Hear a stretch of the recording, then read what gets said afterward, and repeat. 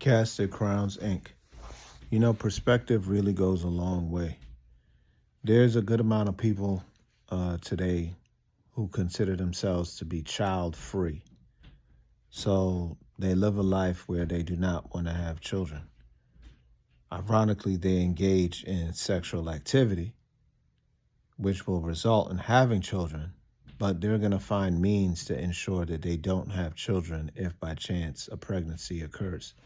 Some of the reasons for this is during slavery, the fact that black women who were enslaved, they were not allowed to have say over their body, right? So some of these women feel that since black women were faced with the idea of being used for breeding, well, they don't want to have children today because they don't want to feel pressured into having children.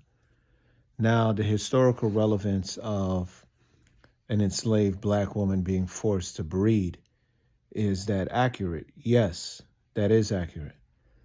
Some of the misfirings with those conclusions is that you're not enslaved today, right? So when black women in the past were enslaved, meaning they were living lives against their will. Nothing about their life was about their own desires.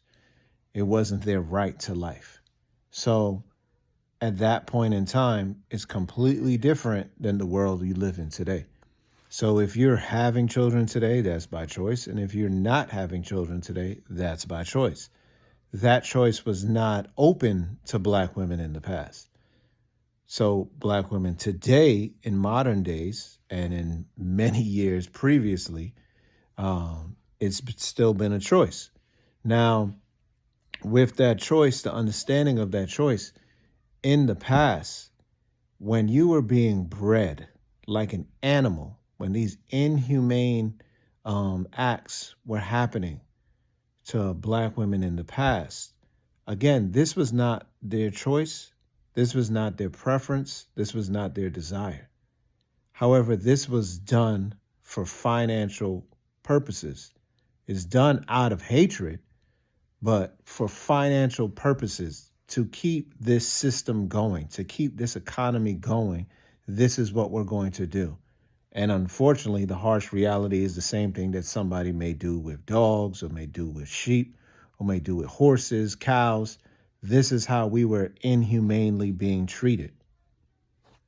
Now, you have to think about something, though. Perspective is very important.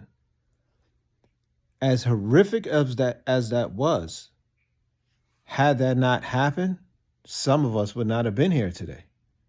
So it's not a good thing that it was under those conditions, but that's how we made it through. And that's the uncomfortable reality that needs to be dealt with. That's how we made it through. We would have died out if our women were in a position and our men were in a position to say, no, we're not going to engage in this activity. We're not going to be a stud. We're not going to be bred by you like some animals. Then we would have died out because we wouldn't have found better conditions in how to raise a family. So the unfortunate reality is that that is where some of us have come through. That's our journey, right? So fast forward to today, some of those women feel that, well, you know, society pressures me into having children. You can't take that feeling away from a woman who feels like that. Perspective, once again, a woman cannot have children without a man. So both parties, both men and women, are going to be encouraged to have children. That's not necessarily from society, though. Reason being is because that's always been the case. God said to be fruitful and multiply. So that's because of life. To ensure life goes on, this is the reason why your loved ones may encourage you to have children.